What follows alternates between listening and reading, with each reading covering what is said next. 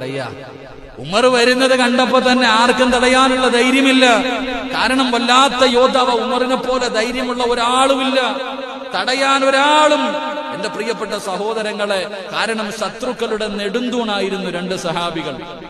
ശത്രുക്കളുടെ ഏറ്റവും വലിയ ബലമായിരുന്നു ഉമർ ഇബ്നുൽ ഖത്താബ് റളിയല്ലാഹു തആല. അവിടുന്ന് ശത്രുക്കൾ തന്നെ പറയുന്നുണ്ട്, ഹദീസിൽ കാണാം, ഉമർ മുസ്ലിം ആയതുകൂടെ ശത്രുക്കളുടെ പകുതി നഷ്ടപ്പെട്ടു പോയെന്നാണ്. ഉമർ റളിയല്ലാഹു തആല അൻഹു മുസ്ലിം ആയതോടുകൂടി പോയി. എന്റെ പ്രിയപ്പെട്ട സഹോദരങ്ങളെ, ഉമർ ഇബ്നുൽ ഖത്താബ് അത്രയും വലിയ യോദ്ധാവ്, മുസ്ലിമായിട്ട് രഹസ്യമായിട്ട് ദീൻ പഠിപ്പിക്കുന്നത് കണ്ടപ്പോ ഉമർ തങ്ങൾ ചോദിച്ചെന്ന, എന്തിനാ നബിയെ ഒളിച്ചും പാത്തും ചെയ്യണേ? ആദ്യമായിട്ട് പ്രകടനം നടന്നത് എങ്ങനെയാണെന്നറിയോ? അള്ളാഹുവിന്റെ പ്രവാചകനും തന്റെ സഹാബത്തും പാത്തും പതുങ്ങിയിരുന്ന് ദീനിന്റെ പ്രബോധനം നടത്തിയപ്പോ ഉമർ റളിയല്ലാഹു തആല ചോദിച്ചു, എന്തിനാ നബിയെ പേടിക്കണേ? എന്തിനാ പേടിക്കണം? പരസ്യമായിട്ട്.